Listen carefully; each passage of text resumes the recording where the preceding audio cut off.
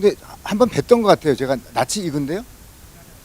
아, 지난번에. 예, 예. 아, 많은 분들이 또 구면이실 수도 있겠네요. 그렇죠. 아, 예, 그렇구나. 예. 예, 철학을 예, 제가 가르치고 있고 철학 전공자입니다. 그래서 오늘 제가 맡은 파트가 현대 사회 또 현대인의 삶 부분인데 사실 워낙 주제가 커서 그 뭐 여러 가지 온갖 주제들 다 다룰 수가 있는데 제가 철학 전공이다 보니까 현대인들의 그 상대주의적인 어떤 가치관, 상대주의적인 또 태도 그 점에 대해서 제가 오늘 말씀을 드릴까 합니다. 아, 예. 현대 사회라고 하면 뭐 제가 이제 교재에다가도 이제 썼지만 가장 공식적인 명칭이 현대 사회를 일컫는 그 여러 가지 별명들이 많죠. 현대 사회가 어떤 사회냐 할 때 민주주의 사회다 먼저 그렇게 이야기할 수도 있고 그렇죠. 또 뭐 자본주의 사회다 뭐 그런 식으로 공식적인 명칭도 이제 있지만 또 뭐 황금 만능주의 사회다. 현대 사회는 사람들이 현대인들이 다 물질 너무 우상시하고 그렇게 너무 황금 만능주의에 빠져 있다. 뭐 이렇게 이야기할 수도 있고 또 개인주의, 이기주의 사회가 너무 이기주의가 너무 팽배해 있는 그런 사회라고 또 특징 지을 수도 있고 여러 가지 하여튼 이름들이 많은데 저는 이제 오늘 사실 이제 정확하게 주제를 좁혀서 말씀드리면 현대 사회의 중심 원리에 놓여 있는 그 윤리 상대주의 혹은 윤리와 도덕을 우리가 이제 같은 비슷한 의미로 쓴다면 윤리 도덕의 상대주의 그 점에 대해서 우리가 한번 생각을 해볼까 합니다. 그 현대사를 일컬을 때 개인주의라는 명칭이나 혹은 뭐 다원주의 사회다 이런 명칭들이 있는데 그것들이 사실 전제하고 있는 것은 바로 도덕윤리의 상대주의거든요. 도덕윤리의 상대주의가 뭐 어떤 문제인지 또 그것이 어떤 지금 우리에게 과제 혹은 숙제를 안겨주고 있는지 나 자신의 삶도 그렇고 또 우리 이제 사회 전체적으로도 그렇고 그러니까 이제 상대주의적인 어떤 세계관, 상대주의적인 태도는 경제 생활이나 정치 생활이나 한 개인의 생활이나 할 것 없이 다 그 밑에 깔려 있는 어떤 일반적인 원리, 현대 사회의 일반적인 원리라고 이제 할 법한 그런 이제 포괄적인 의미를 가지고 있는 거거든요. 그래서 이제 윤리 도덕이 상대적이다. 제가 제목에다 썼지만 선악 우리 이제 늘 살아가면서 옳고 그름 혹은 이제 선한 것과 좋은 것과 나쁜 것 또 선한 것과 악한 것 옳지 못한 것 뭐 이런 식으로 이제 시시비비를 가리죠. 근데 그 가릴 때 그 가리는 객관적이고 절대적인 기준이 있는가 이 문제입니다. 그러니까 상대주의라고 하면 일단 그 절대적인 선악을 구별할 수 있는 절대적인 기준이 없다라고 보는 태도 그런 시각을 상대주의라고 부릅니다. 그러니까 윤리 도덕 영역에서의 상대주의하면 선악을 가릴 수 있는 모든 사람에게 보편적이고 모든 사람이 수긍할 수 있는 절대적인 기준이 없다. 각자 서로 내가 옳고 내가 선하고 그렇게 이제 주장은 하죠. 또 각자는 절대적으로 자기가 확신해요. 내가 옳다는 것을. 문제는 객관적으로 공통적으로 제3자 입장에서 볼 때 서로 절대적으로 옳다고 하는 사람들 사이를 중재할 수 있는 그 기준이 객관적 기준이 있느냐 없느냐 이게 문제입니다. 그러니까 각자들은 소신에 차 있어요. 어떤 특정 종교를 믿고 있거나 예컨대 요즘 우리 가장 뜨거운 이슈가 되는 지금 박근혜 전 대통령에 대한 유죄 여부 문제에 대해서도 사람 수와 상관없이 절대적으로 이건 죄를 저지른 거다. 범죄를 저질렀다라고 확신하는 사람들이 많죠. 우리 데이터 여론조사를 해보면. 그 다음에 절대 그렇지 않다. 순교자고 우리 희생양이고 오히려 음모를 지금 뒤집어 쓰고 있다라고 절대적으로 확신하는 사람들도 사람 숫자로 보면 10% 20% 적어서 그렇지 확신에 차 있어요. 절대 안 흔들려요. 자기 자신마저도 목숨을 바쳐서까지도 그 결백을 주장하고 싶어하는 사람들이 소수지만 있거든요. 그럴 때 이제 지금 문제는 그런 사람들 어떤 사안이든지 간에 그런 문제들 비일비재하죠. 그런 그 정치적인 문제뿐만 아니라 가령 우리 가족 내에서도 시시비비 문제가 붙고 말하면 갈등이 생기고 언쟁이 생길 때 보면 도덕 윤리 문제 가지고 네가 옳네 내가 옳네 너가 잘못했다 내가 잘못하지 않았다 라고 하는 그 도덕적인 시시비비 문제가 벌어지게 되면 마찬가지입니다. 근본적으로는 각자 절대적으로 내가 옳고 너가 잘못했잖아 이 점에 있어서는 하는데 상대방은 안 받아들여요. 그럴 때 이제 그런 시시비비는 늘 벌어지죠. 늘 벌어지는데 그거를 객관적으로 두 사람 다 지금 논쟁하고 언쟁을 벌이고 있는 갈등을 벌이고 있는 두 사람이 수긍할 수 있는 그런 보편적이고 절대적이고 객관적인 기준이 있느냐 지금 이 문제입니다. 그러니까 그런 시시비비가 벌어지고 갈등이 생긴다는 건 우리 흔하게 볼 수 있는 현상인데 또 그 각자는 자기가 절대적으로 옳다는 확신을 갖고 있는 경우는 우리가 다 알 수 있는 거잖아요.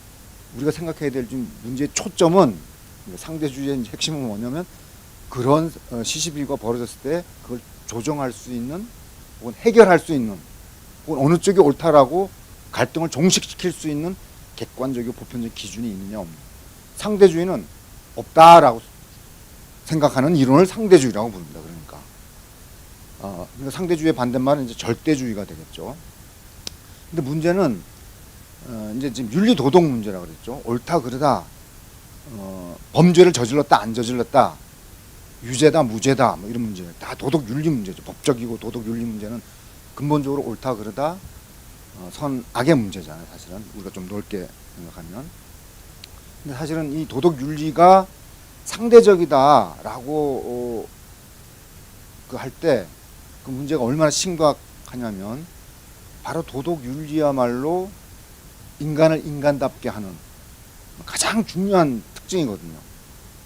가령 동물들과 인간을 구별할 때 여러 가지 이제 우리가 차이점, 차별점을 이야기를 할 수가 있지만 결정적인 것이 동물들에게는 선악이 없어요.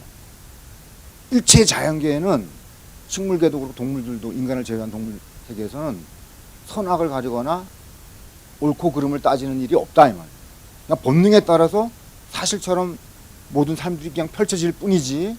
그러니까 본능에 따라 섭리에 따라 자연의 섭리에 따라서 모든 생명체들은 그냥 생을 영위할 뿐이지 시시비비를 안 따져요. 옳고 그르고 이 문제를 안 따진다 이 말이죠.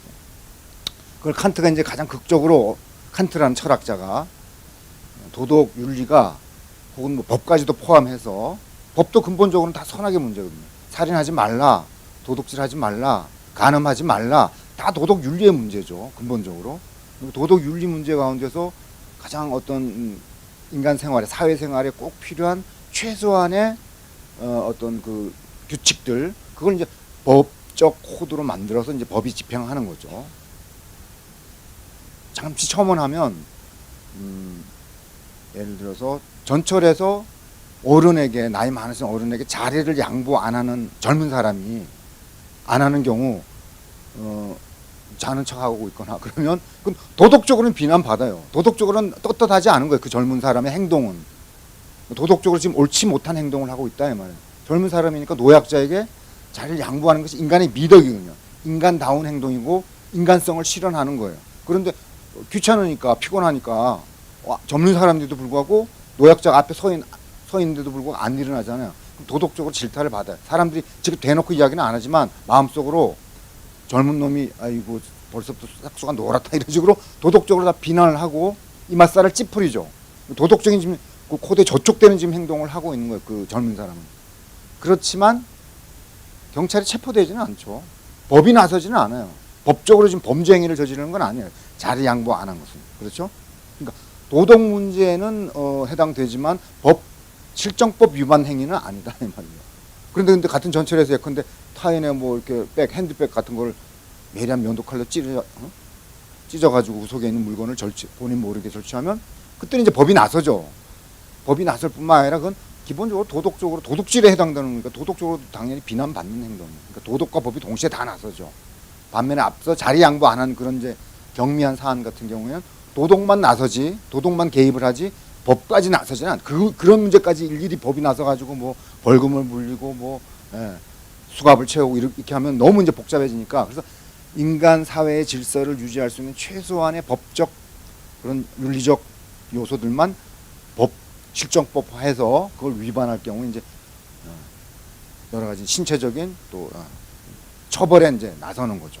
그래서 근본적으로 보면 제가 지금 말씀드린 거는 물론 이제 외적인 거냐 내면적인 것이냐 이런 차별의 기준도 그 차이도 있지만 구별 기준에 법은 이제 외적인 것이고 외적으로 강제하는 것이고 전 사회적으로 공유하고 있는 거니까 반면에 도덕 윤리의 문제는 내면적인 문제다, 내적인 양심의 문제다 이렇게 이제 구별하는 경우도 있습니다. 근본적으로는 같은 문제예요. 같은 문제고 범위가 법이 실정법 위반 여부를 따지는 그런 영역이 도덕보다 훨씬 더 좁다. 최소한으로 존재하고 근본적으로 법적인 문제들은 다 도덕 문제예요. 그렇잖아요. 그렇죠? 여러분 조금만 생각해 보더라도 모든 도덕 문제가 법적인 문제는 아니고 모든 법적인 문제는 도덕적인 문제다. 그래, 도덕과 법의 관계에 대해서 제가 이제 잠시 첨언을 한 거고요. 하여튼 칸트가 그런 이제 법적인 혹은 도덕적인 혹은 또 윤리적인 다 선악과 관련이 있는 거 옳다 그르다 just와 unjust 정의롭다 정의롭지 못하다 또 선하다 악하다 이 문제 이걸 가르는 문제 그것이 인간의 사회에만 존재한다 이 말이죠. 그것이 바로 그런 도덕을 위반하기도 하고 우리가 도덕을 지키기도 하고 하는 그런 것이 인간 세계에만 있어서 인간다움을 나타내주는 가장 결정적인 지표다 이렇게 이제 봤거든요. 그리고 전통적으로도 모든 종교들은 다 근본적으로는 다 도덕 문제에 개입하고 있는 거니까 어떻게 행동하는 것이 옳은가 이런 특정한 상황에서 또 어떻게 사는 것이 올바른 삶인가 결국 그거에 대한 다 가르침이거든요. 불교든 기독교든 뭐 이슬람교든 그 이제 코드 내용이 좀 달라서 그렇지 딱 그런 도덕 윤리의 문제죠. 그래서 칸트가 이제 예컨대 어떤 극적인 예를 드느냐면 인간의 인간다움을 나타내 주는 데서 도덕 윤리가 얼마나 결정적인 역할을 하고 있는가를 이제 잘 보여주고 있는 예인데 여러분도 한번 생각을 해보세요. 칸트가 실천 이성 비판이라고 하는 자신의 이제 그 저서에서 그런 예를 독자들더러 같이 한번 생각해 보기를 권유하면서 제가 예를 들어요. 예를 자기가 지어낸 예를 어떤 군주형이 실현되고 있는 어떤 나라에서 어진 왕이 백성들을 잘 통치를 했던 어진 왕이 이제 승화를 하고 죽고 그 아들이 왕위를 계승을 했는데 군주를 근데 아들이 선왕하고는 달리 아주 포악하고 그리고 백성들의 삶에는 아무 관심이 없고 주색 뭐 이런 데만 관심 있는 아주 방탕한 그런 아들이 왕위를 이제 계승한 상황이에요. 그러니까 당연히 그 선왕을 모셨던 많은 충신들이 차례차례 다 이제 떨려져 나가고 자천이 되고 또 뭐 사형도 당하고 하면서 하나하나씩 말하자면 그 관직을 떠나게 되고 마지막 오히려 대신 이제 간신들이 득실을 거리게 되는 거죠. 늘 이제 예스맨들 그리고 간언을 하지 않는 충신들처럼 올바른 충신들이 왜 말하자면 피해를 보느냐면 자꾸만 간언을 하니까 그러셔서는 아니 되옵니다라고 도덕적으로 자꾸만 질타를 한다. 올바른 처신이 아니다라고 이제 자꾸만 간언을 하는 거죠. 그러면 이제 그런 이야기를 듣는 사람 입장에서는 귀찮은 거죠. 싫고 그렇게 이제 내치는 거죠. 이제 충신들 다 떠나가고 간신들만 이제 득실을 거리는 상황에서 마지막으로 아주 노신하가 선왕을 모셨던 아주 어질고 지혜로운 노신하가 백성들의 신망이 두터운 그 신하만이 이제 마지막 입대처럼 남아 있는 거예요. 근데 이 젊은 이제 폭군도 차마 자기도 봐왔기 때문에 선왕이 얼마나 이 노신하에 대해서 신임이 두터웠는지 또 선왕을 잘 보좌해가지고 나라를 이제 태평성대를 이루었는지 그것도 알고 백성들이 얼마나 존경하고 믿는 신하인지 아니까 차마 내치고 싶은데 제일 눈에 가시 같은 존재에도 불구하고 차마 그러지 못하고 이제 미루다가 맨 마지막에 이제까지 남아 있는 그런 상황인데 이제 어느 날 드디어 이제 꼭지가 돈 거예요. 또 날마다 옆에서 그러셔서는 안 됩니다. 선왕을 생각하시옵소서. 백성들이 지금 삶이 말이 아니옵니다. 뭐 이런 식의 이야기를 계속 이 늙은 신하가 젊은 폭군한테 간언을 하니까 드디어 이제 꼭지가 열린 거예요. 수많은 이제 완전 백관이 다 도열해 있는 상태에서 벌떡 일어나서 이제 얼굴이 뻘겋게 되고 지금 그야말로 제정신이 아닌 거예요. 이제는 참을 수가 없는 거예요. 그래서 예컨대 이제 이렇게 이야기를 하는 거예요. 내 이놈 내 지금까지 선왕을 생각해서 봐왔더만 어디 이제 군주에게 네가 이래라 저래라 지금 간섭을 하느냐 이제 이렇게 노발대발하면서 마지막 최후 통첩을 한 거예요. 이 시간 이후로 다시는 나에게 이래라 저래라 건방지게 이야기를 하면 당장 너를 능지처참을 하리라, 이렇게 이제 마지막 최후 통첩을 한 거예요. 우리 이제 제자리 일어나가지고 뭐 제정신이 아닌 거예요 지금. 바로 참수를 하고도 남을 그런 기세로 화를 내고 있는 거예요. 그래서 칸트가 이제 그렇게 이제 상황을 제가 지어내놓고, 여러분이 그 노신하라면, 그 신하가 지금 처해 있는 상황에 여러분이 지금 빠져 있다면 여러분 같으면 어떻게 하겠느냐 이렇게 물어요, 독자에게 글 쓰면서. 그래서 무엇이 도덕적으로 올바른 길인가를 지금 묻고 있는 게 아니고, 칸트가 이제 주목하고 있는 것은 인간에게는 두 갈래 길이 있다 이 말이에요. 동물들에게는 한 갈래 길밖에 없어요. 동물들을 같은, 만약에 동물들이 이제 그렇게 말을 할 수 있고 그런 상황에 있다면, 동물들은 목숨, 지금 생명이 지금 위협받는 상황에서는 목숨, 생명을 보존하는 것이 자연의 절대적인 원래 최고 법칙이에요. 생명을 일단 보존하는 것이 모든 잔계, 모든 생명체들에게는 그걸 상회하는 법칙이 없다 이 말입니까. 무조건 살고 봐야 돼. 그러니까 죽음의 공포가 다가오면 지극히 자연스러운 일이에요. 목숨을 보존하는 쪽으로 선택을 하는 것이에요. 물론 우리도 이제 생명체들이고 우리도 동물이니까, 척추동물이고 포유동물이고 우리도 동물의 일종이죠. 그러니까 우리에게도 이제 생명이 있으니까, 생명을 지금 난 목을 자르고 죽이겠다고 하니까, 죽이고도 남을 저 위인이 제정신이 아닌 상태에서 그렇게 협박을 하면서 죽이겠다고 위협을 하니까 알겠사옵니다 하고 받아들이는 것이 많은 사람들의 경우에 받아들이겠죠. 아니면 좀 말줄임표로 하고 뒤로 뒷걸음질해서 수긍을 한다는 시인의 표현을 한다든지. 그게 이제 아무리 현실적으로는 이제 가장 많이 흔히 일어나는 일이라고 하더라도, 지금 칸트가 주목하는 건 그게 아니고, 확률의 문제가 아니고, 전하고 더 큰 목소리로 아니되옵니다. 제가 늘 선왕을 생각하고 또 주군을 위해서 내가 이렇게 간언하는 것이 내가 사심이 있어서 하는 이야기가 아니고, 궁극적으로 백성을 위해서 제가 미약하나마 모자라나마 말씀을 드리는 것이, 그게 신하에 된 도리이기 때문에 제가 말씀드리는 것이지 노예 없게 만들기 위해서 하는 것이 아니옵니다. 뭐 이렇게 하면서 또 입 바른 소리를 하기 시작하면 죽인다 그랬는데, 분명히 그걸 알아요. 지금 죽이고 남들 또 많은 신하들이 희생된 것도 알고 있고, 노신하니까. 그리고 이 나라가 지금 사직이 기울어 가고 있고, 안 그래도 근심 수심이 가득 차 있고, 지금 선왕을 생각하면 잠을 못 이루는데, 저놈이 지금 이제 제정신이 나가가지고 지금 드디어 나를 죽이려고 하는 거야. 그 금방 직감적으로 알죠, 노신하니까. 그럼에도 불구하고 그 요구를 받아들이지 않고 다시 한번 통촉을 할 때 할 가능성이 있어요, 없어요? 인간에게는 있다 이 말입니다. 그렇죠. 그거죠. 예. 순간에 우리 같은 이제 범인들이 그걸 쉽게 할 수 있다는 이야기는 아니에요. 지금 칸트가 주목하고자 하는 가능성이 있느냐 없느냐 이 말입니까. 동물은 아예 가능성조차 없어요. 동물은 왜 그래요?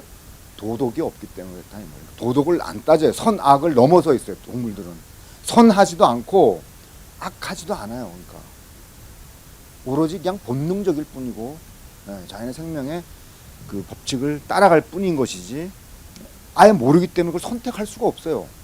이제 말하자면 대입을 하자면 그런 상황에 동물. 근데 인간은 안 그렇죠. 잠시 우리는 뭐 많은 경우에 그렇게 10중 8구는 이제 죽이겠다고 하니까, 그건 특별 상황이니까, 예외적인 상황이니까 알겠습니다 하고 목숨을 보존하고 나오는 경우가 많겠지만, 근데 내가 경우에 따라서는 입 바른 소리를 다시 한번 할 수 있느냐 없느냐. 칸트는 입 바른 소리를 할 가능성이 누구에게나 있다. 누구에게나. 그렇게 이제 이야기를 하거든요. 그 이유가 지금 이야기한 것처럼 선악을 가리는 도덕이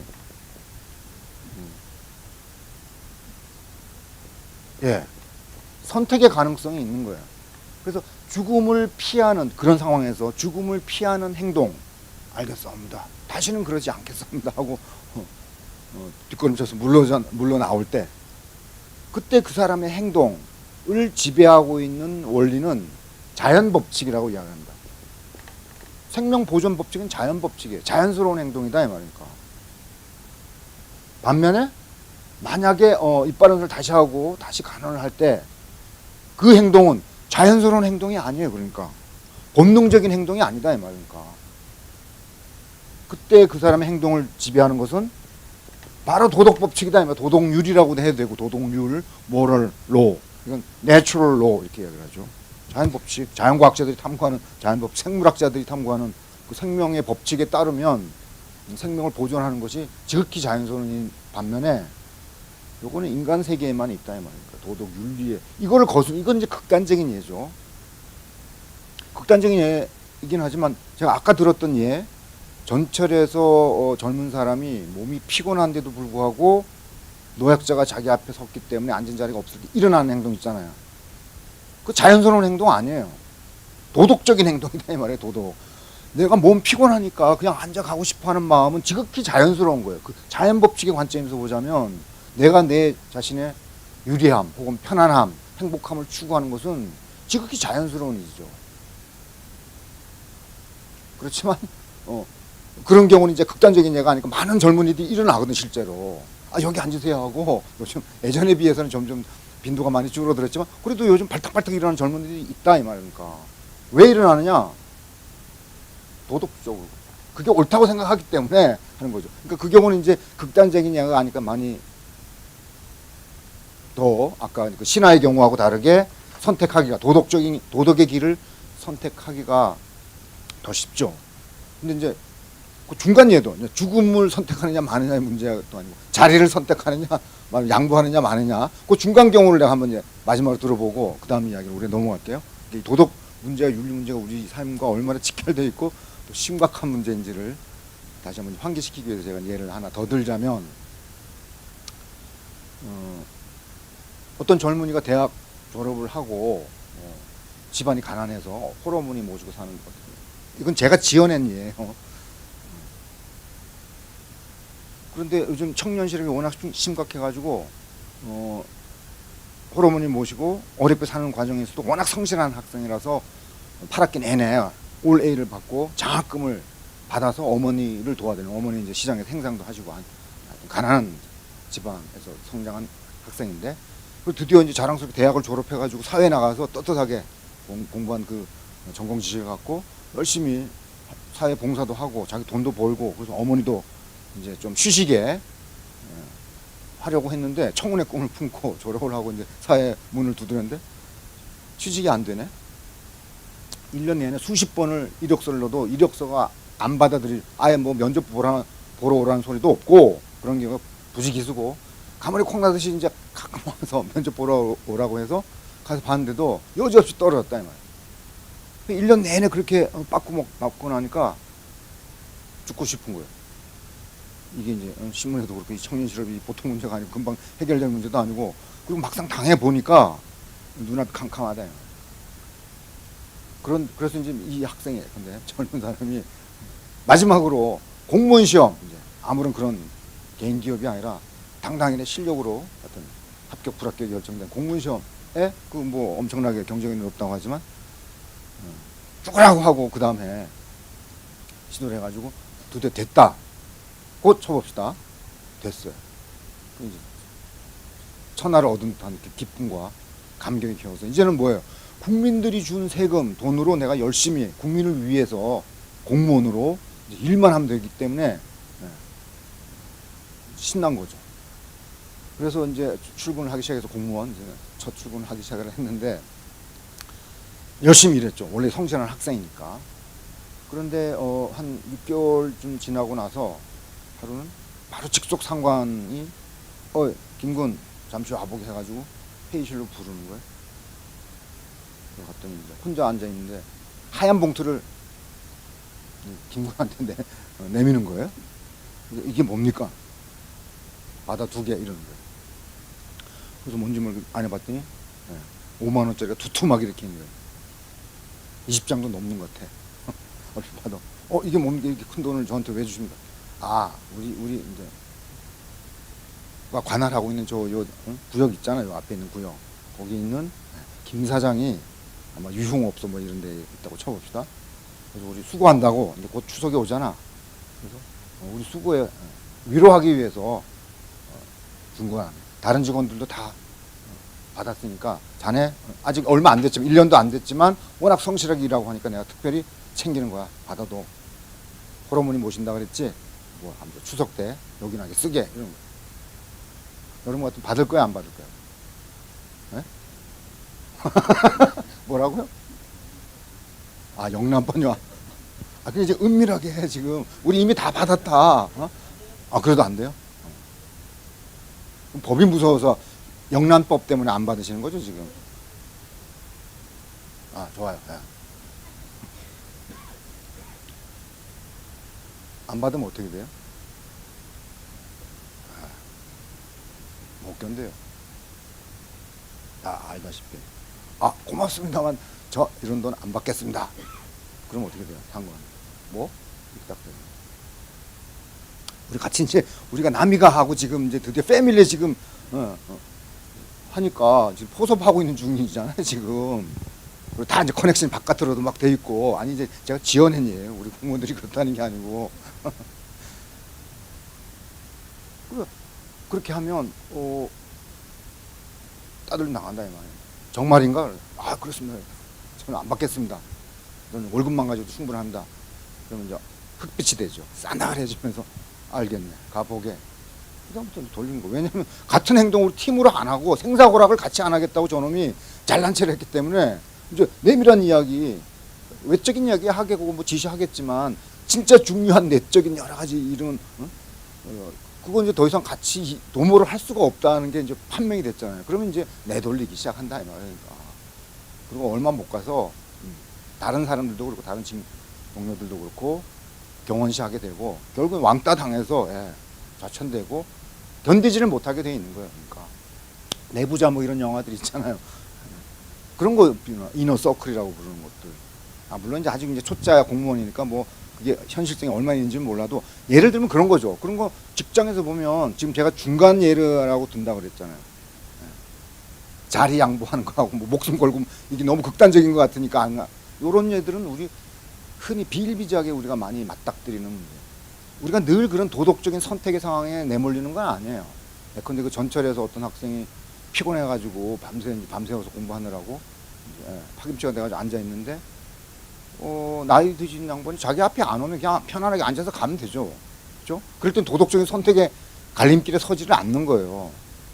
그러니까 많은 경우에 우리는 행동할 때 반드시 이것이 옳은가 저것이 옳은가라고 하는 도덕적인 선택의 갈림길에 서지 않는데 가끔 정도가 아니고 예상치 않게 자주 이 선택의 갈림길에 이쪽을 택할 것인지 이쪽을 택할 것인지 편한 길을 갈 것인지 아니면 올바른 길을 갈 것인지 이걸 선택하게끔 시험하는 갈림길이 자꾸 나타나요. 길 하나만 나타나서 우리가 동물처럼 그냥 한 길로만 쭉 가면 편하면 좋겠는데 자꾸 갈라진다 이 말이에요. 선택을 하라라는 식으로 지금 제가 예를 들었던 여러 가지 경우들을 나온다 이 말이에요. 어쨌든 간에 근데 칸트는 바로 그같이 도덕적인 갈림길에 서서 자연의 길이 아니라 그러니까 자연스러운 본능의 길이 아니라 도덕적으로 올바른 길을 선택하는 그 가능성이 가장 인간다움을 결정해주는 징표라고 봤던 거예요. 그러니까 예를 들자면 우리 조선시대 실제로 그런 예들 많이 있는데 사육신이 그랬잖아요. 사육신은 왜 우리가 역사적으로 칭송을 하고 후손들한테 가르치고 그러는 거예요? 똑같은 경우에 칸트가 예로 들었던 경우처럼 그냥 편한 길, 육신은 안녕의 길을 간 게 아니고 옳지 않은 건 옳지 않은 거니까 세조가 반정을 일으키고 왕도 정치를 완전히 이제 훼손을 하고 쿠데타를 일으켰으니까 그 신하로서는 그 옳지 않다라고 목숨을 걸고서라도 이야기를 하는 것이 인간다운 길이지 거기서 어떻게 몸을 잘 보존해가지고 그 밑에서 잘 지내는 거는 그 오히려 죽음보다 못한 삶이다 이렇게 보는 거죠. 그러니까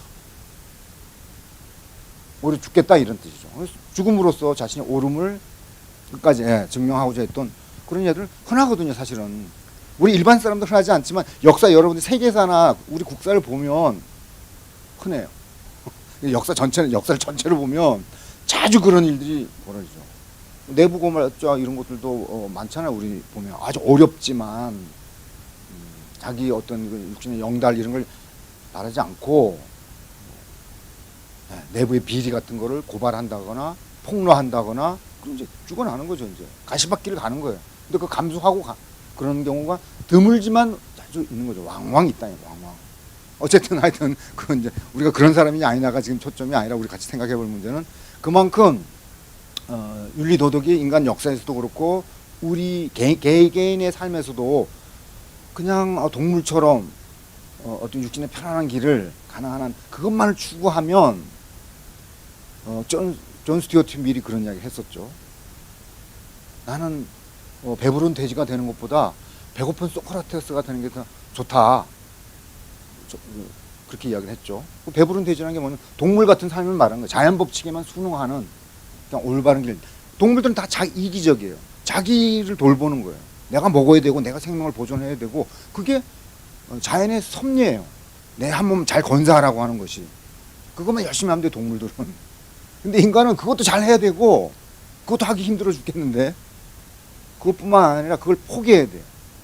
그리고 불이익을 감수하고 큰 고통과 피해를 감수하면서까지 이걸 선택하라고 하는 그 선택의 갈림길에 자꾸만 내몰린다 이 말입니까. 그렇더라도 배고픈 이 말이 그렇죠. 배고픈 소크라테스는 하여튼 지금 악법도 법이다 해서 죽음을 자초했던 사람이잖아요. 이제 그거 말하는 거죠. 도덕을 따랐던 사람이다 이 말입니다. 자연의 길을 따르지 않고 그 불이익과 피해가 있다고 하더라도 인간성을 증명해 보이는 길, 그것이 더 의미 있고 가치 있는 것 아니겠느냐?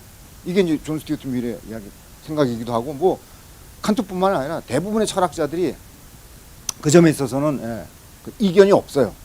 아무리 어렵다고 하더라도 인간다움은 바로 도덕 윤리를 지키고 실현하는데 어렵더라도 거기에 있다 이제 이렇게 다들 생각해 왔는데 지난 세기 20세기 들어서 이제 근대 사회 질서가 본격적으로 이미 한 200~300년 자본주의라든지 민주주의가 도입이 돼 가지고 현대 사회의 가장 중요한 원리가 됐잖아요. 그와 더불어서 말하자면 상대주의적인 세계관이 점차 더불어서 민주주의와 자본주의 혹은 시장사회 뭐 우리가 부르는 그런 현대사회의 말하자면 그 원리와 더불어서 윤리도덕에 있어서 상대주의가 같이 이제 퍼져나가기 시작한 거죠.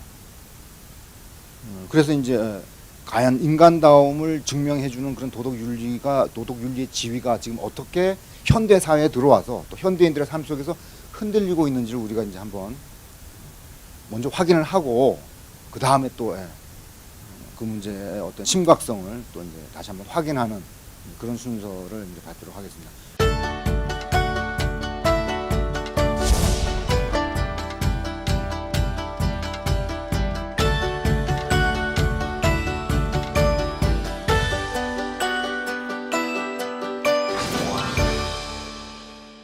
우리가 이제 도덕 윤리의 문제를 먼저 이해를 하려면 가치라고 하는 또 일반적인 그 분야, 영역부터 여러분들이 정확하게 인식을 할 필요가 있어요. value라고 하죠, 보통 value. 그러니까 도덕 윤리도 가치의 일종이에요. 그러니까 도덕적 가치다 이 말. 윤리적 가치 중에는 도덕 윤리 혹은 법적 가치가 아닌 법, 도덕, 윤리, 우리 행동의 옳고 그름 혹은 선악을 따지는 문제가 아닌 다른 가치들도 있어요. 중요한 가치들이. 예컨대 예술적 가치 이런 말도 있잖아요. 그렇죠? 아름다움 관련. 아름다우냐 추하냐, 감동적이냐 그렇지 않으냐, 상투적이냐 상업적이냐, 저급한 뭐 장르냐 뭐 이런 이야기 할 때 예술적 가치 판단도 우리가 아주 중요하게 하죠. 또 하나 영역은 경제적 가치도 있어요. 그렇죠? 부가가치세, 부동산 가치가 올랐다 안 올랐다. 그것도 가치의 일종이죠. 그러니까 한 종류다 이 말이니까. 그렇죠? 비싸다 안 비싸다 그 expensive, cheap 뭐 이런 거는 경제적 가치 개념들이에요. 아름답다, 뭐 이렇게 숭고하다, 뭐 이렇게 예술적 가치를 나타내는 개념들 많이 있죠. 반면에 지금 옳다 그르다 선하다 악하다 이런 거는 도덕적 가치들이다 이 말이죠. 그러니까 가치의 한 종류죠. 그래서 먼저 가치 일반에 대해서 우리가 먼저 생각을 좀 해보고 그 다음에 그 중에 한 종류인 도덕 윤리적 가치에 지금 상대주의라고 하는 이제 문제 상황 그 다음에 살펴보도록 하겠습니다. 이게 이제 왜냐면 개념 정립이 안 돼 있는 경우도 왕왕 있어서 혼동을 이제 여러분들이 이제 하고 또 불필요한 어떤 그 소모적인 그런 논쟁에도 휘말리는 경우가 흔하기 때문에 제가 그래서 미리 일반적으로 먼저 일반론을 이야기한 다음에 도덕 윤리 같이 이제 상대주의 문제를 이야기를 하려고 합니다.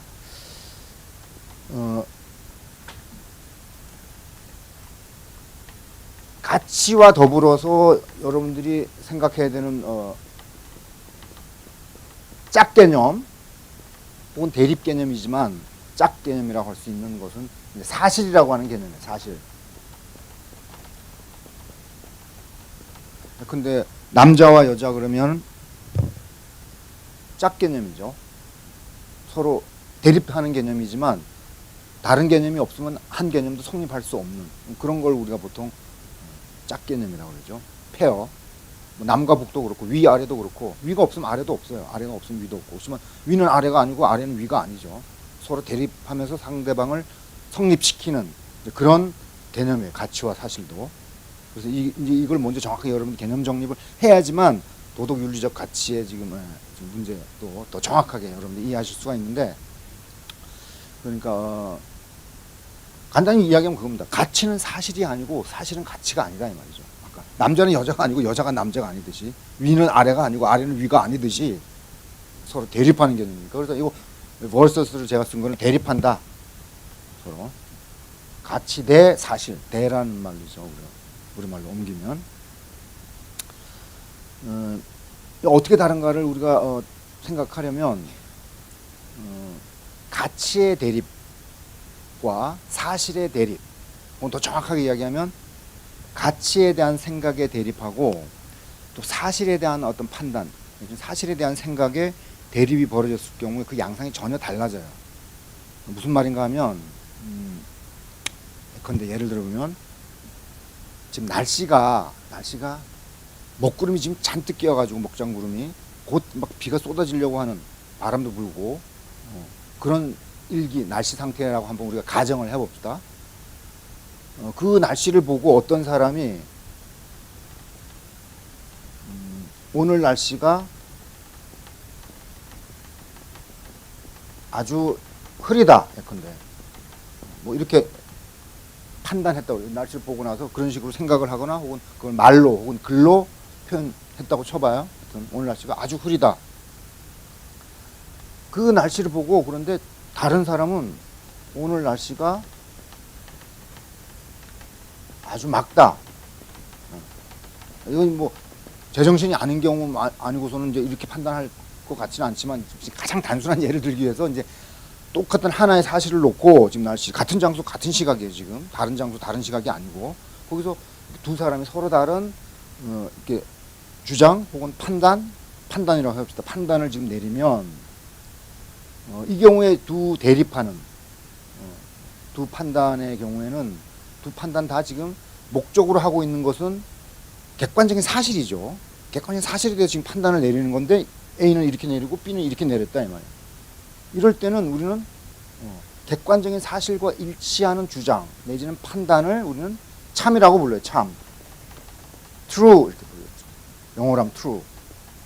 이게 진실이다 이 말이에요. 진실. 따라서 이 진실을 담은 이 말은 참말이 되는 거예요. 참말.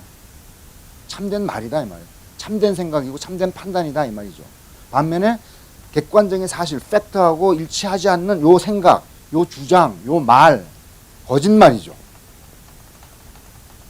그래서 말이나 생각의 이 참거짓, true, false라는 요 형용사는 우리의 생각, 말에 붙는 형용사예요. 그걸 수식하는.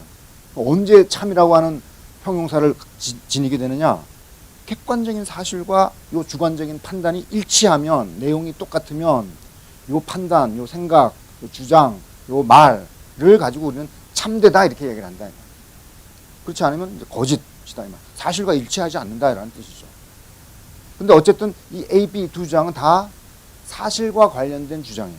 사실과 관련해서 어떤 판단을 내렸는데 요거는 지금 일치하지 않은 거죠.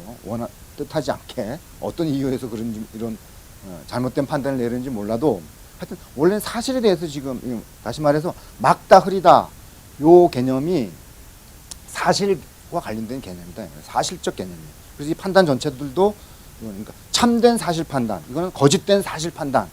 그러니까 사실을 겨냥한 두 가지 다 판단이에요. 이 경우는 우리가 이제 아주 간단하게 참거짓을 가릴 수가 있죠.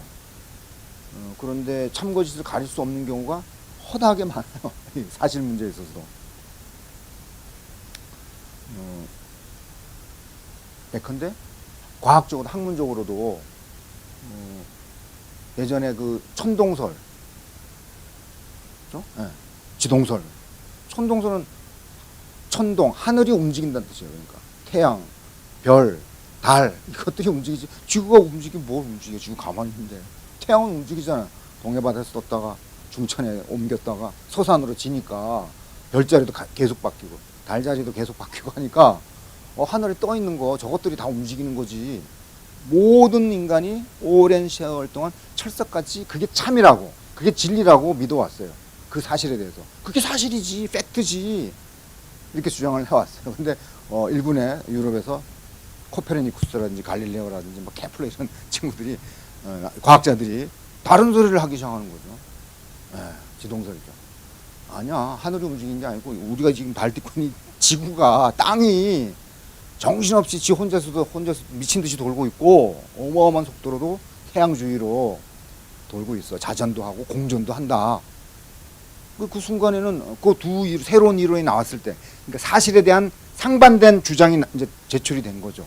사람들이 다 철석같이 참이라고 믿고 있던 그게 거짓이고, 일본의 학자들이 이게 참이야라고 나왔죠. 그럼 먼저 기독교 사회에서는 그게 이제 뭐 기독교 교리하고도 연관되어 있기 때문에 하나님의 아들인 인간이 사는 땅이 우주의 중심이 아니고 뭐 이게 뭐 돈다고 하니까 불경죄로 신성모독죄로 막 종교재판에도 회부되고 그랬잖아요. 갈릴레오도. 하여튼 그랬지만 그때 당시에 우리 제3의 사람들이, 일반 사람들이 두 가지 사실 판단이 지금 대립하는 경우죠. 지구가 가만히 있고 하늘이 움직이는지, 아니면 태양이 제자리에 있고 지구가 예컨대 태양 주위로 돌면서 지 혼자 자전을 하는 것인지, 일본의 학자들이 주장한 것처럼 그걸 당장 판별하고 무엇이 옳고 그른지를 진위를 가릴 수 없는 그런 상황이었다고 하더라도 우리는 알아요. 뭘요? 둘 중에 하나는 참이라는 걸. 둘 중에 하나는 참이라는 건 안다 이 말이니까. 뭐가 참인지 몰라서 그렇지. 왜 그래요? 사실은 하나밖에 없기 때문에, 팩트가 하나밖에 없기 때문에, 그 판단하는 사람들이 막 설왕설래하고 서로 옥신각신 싸울 수는 있어도 진실은 하나다 이 말이니까. 진실은 지구가 가만히 있으면서 지구가 움직일 수는 없잖아요. 두 가지가 동시에 성립할 수는 없잖아요. 가만히 있거나 돌거나 뭐 이렇게 돌거나 혼자서 돌거나 하여튼 둘 중에 하나죠. 그러니까 둘 중에 하나는 참이고 하나는 거짓이다. 당장 어느 것이 참 거짓인지 가릴 수 없는 경우에도 이건 많죠. 뭐. 근데 인간의 기원을 놓고 인간이 어떻게 발생했는지, 탄생했는지, 인간의 나이가 한 얼마나 되나요? 호모 사피엔스가 출현. 그건 이제 과학에서 이야기하는 건데, 아니 지금 이야기는 근데 기독교에서 주장하는 어떤 창조설, 하나님이 인간을 창조했지. 그래서 인간은 탄생한 거야. 그것도 이제 유럽 사회에서는 오래된 진리로 당연히 받아들이고 있었던 건데, 또 과학에서 또 딴지 걸고 나온 거예요. 아니, 다윈이 원숭이 뭐 일족 중에서 어떤 한 종류가 오랜 시간 동안에 진화를 거듭한 결과 지금 현재 인류의 조상으로 진화한 거다. 그 인간의 기원에 대해서 전혀 상반된 사실에 관련된 주장을 한 것이다 이 말입니다. 지금도 미국의 어떤 주들은 진화론은 안 가르쳐요. 진화론을 안 믿는 생물학자들도 있어요. 소수지만. 왜냐면 허점이 많거든요. 진화론이, 에볼루셔니즘 그게. 그러니까 더 창조설이 사실은 인간의 기원을 설명하는데 더 적합하다라고 믿는 생물학자들이 있다 이 말이니까. 그러니까 아예 주위에서는 우리는 당연히 이제 교과서에서 생물학 교과서에서 진화론을 정통 이론으로 인간의 기원을 설명해 줄 수 있는 정통 이론으로 받아들여서 그냥 철석같이 믿고 있는 것이지 우리는 모르죠. 그냥 그런가 보다. 과학자들이 그렇게 이야기했다니까 그렇게 믿고 있는 거죠. 하지만 둘 중에 하나는 거짓말이죠. 우리는 뭔지 몰라요. 어떤 게 거짓말인지. 팩트는 하나니까. 인간이 태어날 때 어떻게 태어났는지 하나의 사실만 있을 거 아니에요. 둘 다 틀릴 수도 있죠. 진화론도 틀리고 창조소도 틀리고 제3의 팩트가 또 성립할 수도 있는데 하여튼 두 이론만 놓고 보자면 둘 다 옳을 수는 없으니까 그런 식이죠. 사실 문제는 그렇다 이 말이에요. 사실 진실은 그러니까 특정한 것과 관련되어 있는 사실 진실은 하나밖에 없는 거예요. 그래서 이렇게 상반된 주장이 나오면 하나는 거짓이고 하나는 참이에요. 자, 그런데 사실은 그런데 가치 판단의 대립의 경우에는 이제 양상이 달라지죠. 그래서 이제 그 아주 흐린 날씨, 먹장구름이 잔뜩 끼어 있는 날씨, 곧 비가 내릴 것 같은 그 날씨를 보고 어떤 사람이 오늘 날씨 너무 안 좋다, 아주 안 좋다, 날씨가 왜 이렇지 하고 미간을 찌푸리는 경우 하고 바로 그 같은 장소, 같은 시각에 그 먹장구름이 낀 날씨를 보고 오늘 날씨 너무너무 좋다 하고 막 만면에 휘색을 띠면서 이런 식으로 판단을 했을 때 지금 좋다 안 좋다는 이제 가치 판단이죠. good, not good 하면 가치 개념이기 때문에 전체 판단이 가치 판단이 되는 거예요. 물론 두 사람은 사실에 대해서는 이견이 없어요. 오늘 날씨가 아주 흐리다 이 말이지, 곧 비가 오려고 한다 이 말이죠. 험악하다 이 말이지. 바람도 불고 먹구름이 잔뜩 끼어 있고 바야흐로 곧 쏟아질 것 같아요. 바로 그 사실 판단에 대해서 일치를 해요, 두 사람 다. 그렇기 때문에 그 흐린 날씨가 아주 좋다 지금 이렇게 판단 내리는 거고, 날씨가 지금 막 비가 오려고 하기 때문에 너무 좋다 이 말이죠. 이렇게 판단하는 경우에 지금. 자, 그럴 때 우리는 이 가치 판단의 대립, 좋다 안 좋다의 대립도 둘 중에 하나는 누가 거짓말을 하고 있구나 이렇게 이야기를 하냐 이 말이죠. 아니죠. 네. 거짓말이 안 하지. 그럼 뭐라 그래요? 틀렸다, 틀린 판단. 틀린 것도 아니잖아요. 그러니까. 그렇죠. 진도가 막 지금 저보다 먼저 빨리 나가시는데 이럴 때 알고 봤더니 근데 오늘 소풍 가게 되는 유치원생이에요. 어제 선생님이 내일 비만 안 오면 우리 저 야외로 소풍 가자. 어디로 와 이렇게 이야기하고 네 하고 헤어졌는데, 그래서 아침 일어나자마자 득달같이 창문 내다봤더니 비가 바로 쏟아지려고 그래. 막 바람도 불고. 유치원생한테 안 좋은 날씨. 흐리기 때문에, 비가 오려고 하기 때문에. 반면에 지금 가뭄이 뭐 몇 달째 돼가지고 비를 이제나 저제나 학수고대원 농부가 봤더니 드디어 기대하고 고대하고 하던 그 비가 퍼부을 기세. 그럼 드디어 하나님 도와주시는구나 하고 벅찬 감동으로 너무 좋은 날씨다 이렇게 판단하는 거예요. 양면성이죠. 일단 두 가지만 다 성립하는 거예요. 그러니까 이럴 경우에 우리는 누가 진리고 누가 거짓이고 이렇게 이야기를 안 한다 이 말이죠. 당연히 지금 아주 일상적인 예를 일부러 제가 든 거예요. 소풍 가려고 하는 사람한테는 안 좋은 거고, 우리 구경꾼 입장에서는 비를 기다리는 농부에게는 너무 좋은 날씨지. 그러니까 흐린 날씨가 동시에 어떤 사람에게는 안 좋고 어떤 사람에게는 좋다. 우산 장수에게도 좋고, 축구를 하기로 돼 있는 친구들하고 축구 경기를 하게 돼 있는 오늘 그래서 뭐 술 한잔 내기로 돼 있는 사람들, 저기 축구의 사람들한테 안 좋은 거죠. 축구를 아예 못 하게 됐으니까. 뭐 그런 식이죠.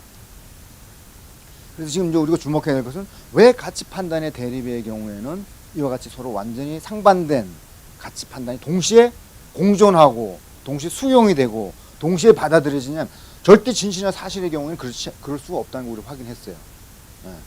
뭐가 진위고 뭐가 위인지 진위를 당장 가릴 수 없는 경우에도 우리는 둘 중에 하나는 거짓말이고 하나는 쓰러져야 된다 이 말이니까, 동시에 둘 다 수용하고 동시에 공존할 수 없어요. 진실은 하나밖에 없기 때문에. 그런데 가치 판단의 경우는 안 그렇다. 왜 그러냐 이 말이죠. 이걸 상대적이라 그러죠.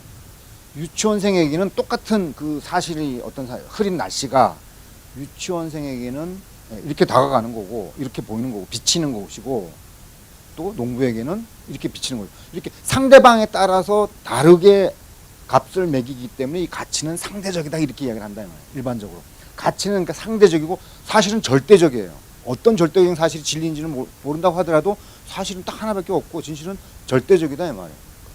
반면에 가치는 상대적이다. 이게 이제 일반적인 구별 기준이죠. 그래서 이건 이제 참거짓을 이야기 못하고 틀리다 맞다 이런 것도 이야기는 못하고 그냥 너도 옳고 이렇게 되는 거예요. 너도 맞고 나도 이 사람도 맞고 이렇게 되는 거죠. 그래서 이런 성질 두고 우리는 이제 상대적이다 이렇게 부릅니다. 왜 이렇게 상대적이죠? 가치 판단은 상대방에 따라서 또 조건에 따라 가지고 이렇게 다 동시에 성립하고 동시에 받아들여지느냐, 이게 뭐길래 좋다 안 좋다가. 이거는 그 판단, 가치 판단을 하는 그 사람, 주관이라고 그러죠. 주관, 서브젝트, 주어도 서브젝트라고 그러죠. 하여튼 주체, 판단 주체가 어떤 처지에 있느냐, 지금 어떤 상황에 있느냐, 그 주관적인 처지, 주체적인 어떤 입장이 달라지면 가치가 좋다 안 좋다가 막 이제 달라진다, 상대적이 된다. 주관적이기 때문에, 다시 말해서 좋다 안 좋다는 객관적인 사실이 아니에요. 날씨의 상태는 객관적인 사실이죠. 흐린 날씨고 지금 비가 오려고 하는 날씨. 또 그 점에서 CD는 이견이 없어요. 의견이 불일치가 없죠. 근데 지금 좋다 안 좋다는 바로 그 객관적인 사실이 그걸 바라보는 나 자신에게 어떤 의미를 갖고 다가오느냐, 그 주관적인 의미가 다른 거죠. 그래서 상대적으로 바뀐다. 많은 그 가치들이, 지금 이거 아주 일상적인 예를 들었지만 많죠. 우리가 끊임없이 우리 가치 판단을 하면서 살아가거든요. 옷이 좋다 안 좋다 할 수도 있고, 그 이견들 많이 생기잖아요. 난 마음에 안 들어 뭐 표현도 하지만 좋다 안 좋다. 똑같은 연인이 영화를 보고 나와서도 사실 확인은 똑같이 했어요. 어떤 감독이 만들었고 어떤 주연 배우들이 나와가지고 어떤 플롯에 따라가지고 이야기가 쭉 전개되다가 어떻게 엔딩이 끝났다. 사실 확인은 둘이 똑같이 했는데 나와서 영화 뭐 이따위로 만들었냐, 본전 생각난다 한 사람은 그러고 혹평하는 거죠. 다른 사람은 난 너무 감동적이었어. 울먹울먹으로 역시 이 감동은 실망시키지 않아 하고 이제 아주 호평을 한다 이 말이에요. 악평하는 게 아니라 호평하고, 호오, 좋고 나쁨을 완전 상반되게. 뭐 또 어떤 걸그룹에 대해서 누구는 멋지다 그러는데 저게 뭐 멋지냐, 시시하고 짱게 없고 그런 거 다 가치 판단의 대립들이야. 다 음식이 맛있니 맛없니 이것도 다 삼합에 대해서 어떤 사람은 너무나 그냥 환상적인 음식이라고 막 찬탄한데 어떤 사람은 막 토하려고 그러죠. 못 먹는 사람은 이것도 음식이냐 이거 그럴 수 있잖아. 안 먹어버렸다는 사람은 못 먹거든요. 청국장도 그렇고. 그러니까 하여튼 일상생활에서 그런 가치 판단의 대립들은 비일비재하게 벌어져요. 중요한 거는 그게 사실 판단의 대립이 아니라는 거다 이 말입니다. 이 주어가 항상 어떤 사실에 대해서 우리는 가치 판단을 해요. 먼저 사실이 주어져야 돼요. 어떤 사실에 대해서. 그 사실에 대해서 이제 가치 판단을 우리는 끊임없이 내린다 이 말이에요. 이런저런 다종다양한 가치 판단들을. 근데 그 가치 판단은 우리가 지금 일단 확인한 바로는 주관에서 기인하는 것이기 때문에, 다시 말해서 나를 표현하는 거예요. 나를. 객관적인 사실을 지금 반영하는 지금 이런 식의 내용이 아니에요. 이건 성격이. 이거를 마주한 내가 어떻다고 나를 지금 익스프레스 바깥으로 지금 표현하는 거예요. 지금. 그러니까 이 내가 주관이 달라지면 달라지는 거죠. 다른 값을 매긴다면 동일한 날씨에 대해서, 동일한 사실에 대해서, 동일한 영화에 대해서 어떤 거 너무 멋지다. 여성 둘이 가면서 어떤 남성에 대해서 누구? 저기 가는 사람 한 대 탁 치면서 너 눈도 삐었지. 저거 뭐가 멋있냐. 저 진짜 추해도 저렇게 추한 사람이 없구만. 난 저런 사람한테 끌려. 그럴 때도 마찬가지예요. 그러니까 나를 표현하고 있는 거다 이 말이니까 저 사람에 대해서 객관적인 사실 판단을 하고 있는 게 아니에요. 근데 이제 물론 우리는 나하고 가치 판단이 다르면 섭섭하죠. 그 나하고의 지금 차이가 있기 때문에 실망해가지고 나의 가치 판단이 옳다는 거를 상대방한테 설득하고 싶어지는 건 인지상정이에요. 너 어떻게 그렇게 수준 낮게 판단하는 거냐? 너 눈이 삐었냐? 하고 이제 자기 가치 판단의 옳음을 상대방에게 이제 호소하거나 강요하거나 이제 막 그렇게 되죠. 그래서 이게 이제 심각해지면 옥신옥신 싸운다 이 말이니까 상대방 우리 경멸하고 너 어떤 식으로 해서 그따위 식으로 판단하냐? 이 영화를 너는 어떻게 그 본전 생각난다고 하냐? 나 실망했다 너 수준이 요거밖에 안 되냐 이 말이야. 이렇게 하면서 싸움이 벌어질 수도 있어요. 근데 어쨌든 간에 여러분들 확인해야 될 것은 가치는 그 가치 판단을 내는 사람의 내면적인 취향, 기호, 혹은 그 사람이 형성해 있는 가치관, 자기 보는 이렇게 삶으로 보는 세계를 바라보는 세계관 이런 게 다 있거든요. 많은 부분도 공통돼 있지만 또 차이가 많이 나게 마련인 또 지금 이 농부나 유치원생 같이 처지가 달라서 입장이 달라서 근데 이 유치원생이 자기가 지금 오늘 소풍 가는 날도 아닌데 아버지가 농부셔. 근데 이제나 저나 그냥 가물 들어가지고 비가 오고 막 속 썩이고 막 술 드시고 이런 거 봐온 유치원생이라 쳐봐요. 그럼 비가 오게 막 돼 있으면 이 유치원생도 좋아한다 이 말입니까? 상황이 달라지고 처지가 달라지면 가치 판단도 달라지는 게 정상인 거죠. 주관적인 처지가 달라지는 거니까. 자, 그런데 이제 그러니까 일반적으로 이렇게 이야기를 할 수가 있어요. 모든 가치는 사실과 다르게 객관적인 게 아니다. 이거 지금 주관적에서 이건 객관적 이렇게 이야기하겠죠. objective 이렇게 이야기를 합니다. 이건 subjective 하면. 이건 relative 하면 이건 절대적이죠.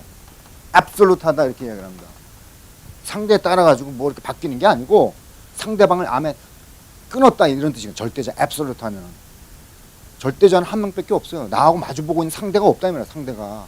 그걸 다 초월했으면 그걸 절대자라고 불러요. 근데 우리는 고만고만한 사람들이 이렇게 서로 어깨를 마주하면서 하다 보니까 관점이 달라지면 상대방의 입장이 돼 보면 또 다른 게 보이고 유한한 거죠. 절대자는 이제 모든 그런 상대성을 초탈을 했기 때문에 이제 인피니트, 무한하다 이렇게도 부르고 별명들이 많은데 하여튼 뭐 사실 자체는 이렇게 판단해주는 사람들이 없다고 하더라도 흐린 날씨는 흐린 날씨인 거예요. 인류가 멸망했더라도 멸종했다고 하더라도 어떤 특정한 시각에 특정한 장소에서의 먹구름이 지금 끼어 있는 그 날씨는 변함이 없는 거죠. 뭐 이거 절대적이다 이 말이니까 어떤 사실이 그것과 그 절대적인 사실로 일치했기 때문에 이 판단이 그래서 진실이라고 하는 이제 명칭을 얻는 거죠. 참된 판단, 진실, 진리 이렇게 이제 불려지는 거죠. 하여튼 그래서 사실이 객관적이고 절대적이라면 가치는 가치 판단을 내린 사람 주관에 의존하는 것이고 주관을 표현하는 것이고 그러다 보니까 주관이 달라지면 상대적인 서로 다른 가치 판단들이 나온다. 가치 부여가 나온다. 이게 이제 일반적인 우리가 원론으로 확인할 수 있는 지금 이제 점이죠. 그러니까 이의 없으시죠? 이 점에 대해서 이런 예들뿐만 아니라 여러 가지 우리 일상생활에서 만나는 가치 판단들이 아주 많다고 그랬습니다.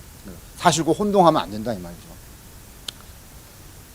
근데 아까 이야기한 것처럼 가령 이제 이런 일상적인 예들 또 뭐 TV를 보면서 뭐 어떤 드라마가 재밌다든지 혹은 또 누가 뭐 멋지다든지 예쁘다든지 노래 잘한다든지 이게 다 가치 판단들이죠. 거기에 대해서 뭐 가치 판단이 대립이 일어날 경우에 좋아요. 내가 옳다는 걸 상대방에 설득하려고 하는 시도는 괜찮다 이 말이죠. 근데 그래도 강요할 수는 없는 거죠. 끝까지 가면 주관이 다르면 어떻게 할 수가 없는 거예요. 객관적인 사실이니까 그 착각을 해서는 안 되는 것이 마치 내가 진실의 수호자가 돼서 내가 진실을 지금 나는 알고 있는데 얘는 지금 뭔가 잘못해가지고 진리를 지금 거짓을 진리로 오해하고 있어서 눈을 교정을 시켜줘야 되겠다 이런 식으로 태도하면 이제 독단적인 태도가 되는 거예요. 가치는 처음부터 바깥에 있는 게 아니다. 사실이 아니에요. 객관적이지 않아요.